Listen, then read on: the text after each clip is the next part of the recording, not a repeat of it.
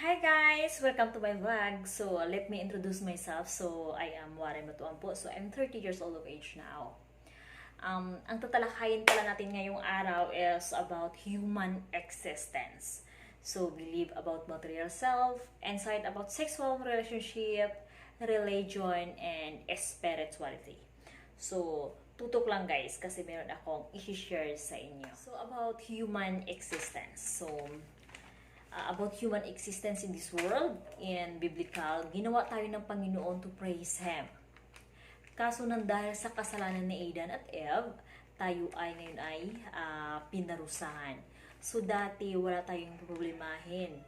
So especially sa ating mga needs everyday.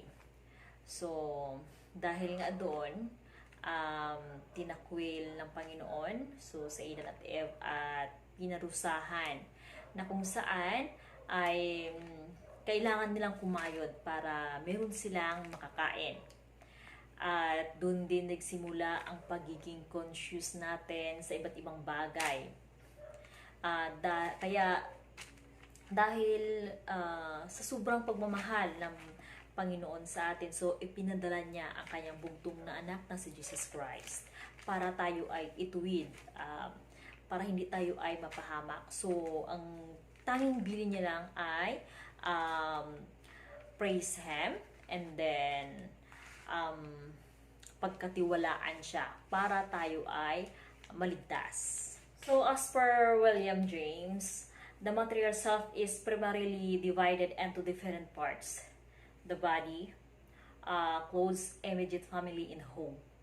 So for me, these components also comprise our whole personality, as it gives us the reason on how we maintain our living. These entities are clearly an intimate part of who we are. So the body is the innermost part of ourself. It is the physical part of our own self that make us visible to the human world. As a person, taking care of every part of the body is truly substantial, because it is an additional factor of valuing oneself. The thought of having self-love is also an essential part of loving every part of you. It makes me feel that I'm worthy of my own happiness and satisfaction. So, I believe, guys, that you should love yourself, your own body, before loving everyone and everything else. So, the clothes come next into the component of our material self. We make our own clothing appropriate to identify ourselves. Giving ourselves an identity in terms of clothing is a form of self-expression, which makes us distinguishable and different from others. So, in my own perspective, our clothing is considered to be the object of our consciousness that reflect of our whole self.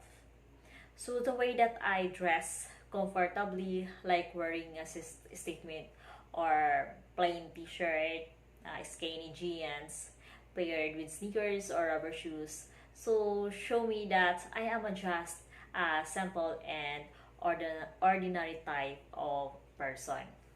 My family is also a part of our material self, but they are not things that I would only need when necessary. They are the ones who are always there that I am considering part of myself. They affect my own type of behavior and living. As a family-oriented person, I always depend and count on my immediate family, starting the day that I was born. So my parents are already there to support me up until now.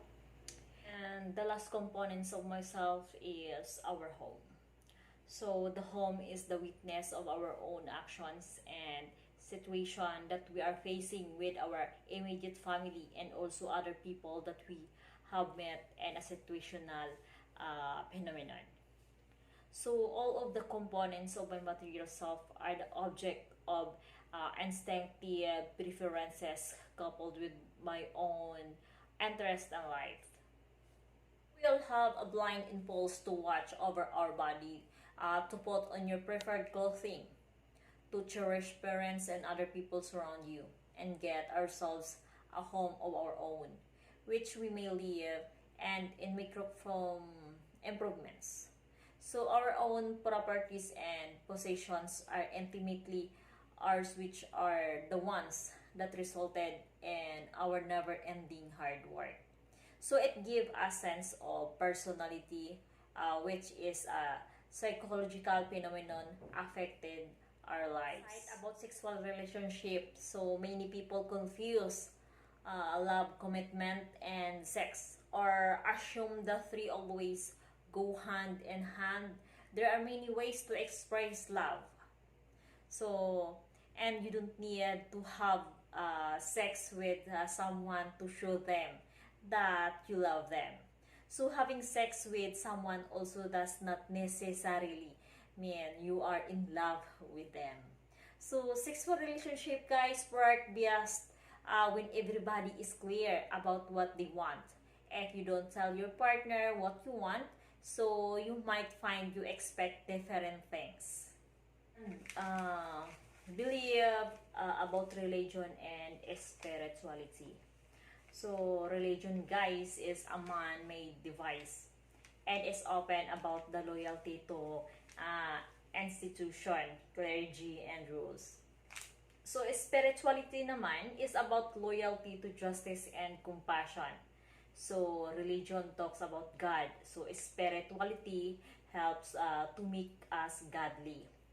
So the two need not be at odds. However, the religious folks often become radicals. More people have been killed over the religious belief that any other reason in history.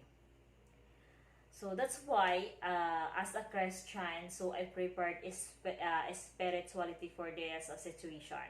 So because it allows me to have a personal relationship with my Creator. So versus religion, so forcing you to go to the pastors and clergy and relies more on the monetary system for support, making it vulnerable to greed and lust for powers by the leaders. Okay, so about insight about cyber avatar na nauuso ngayon sa social media. So ito yung mga tao na gumagamit ng ibang mukha para lang mapuri sila ng ibang tao. So regardless of this application, so avatars allowed people to represent themselves so in online in whatever way they want. So they may be considered alter egos since users can customize characters that are completely different than their actual personas. So kaya nga yung iba sinasabi nila na para kang poster ng Jollibee. So, sa picture ka lang masarap. Kasi, nung actual na pag face to face na, so, iba na yung nakikita nila. So, mas masakit. Kaya masasabi ko lang dito, guys, so, be true to yourself. And be proud to yourself also. So, because you are a unique person. So, always mong pagkakatandaan yan that you are created of our powerful Creator. So guys, so dito na po nagtatapos yung topic natin for today. So hopefully that everyone learned something new for this vlog. So thank you guys. Have a nice day.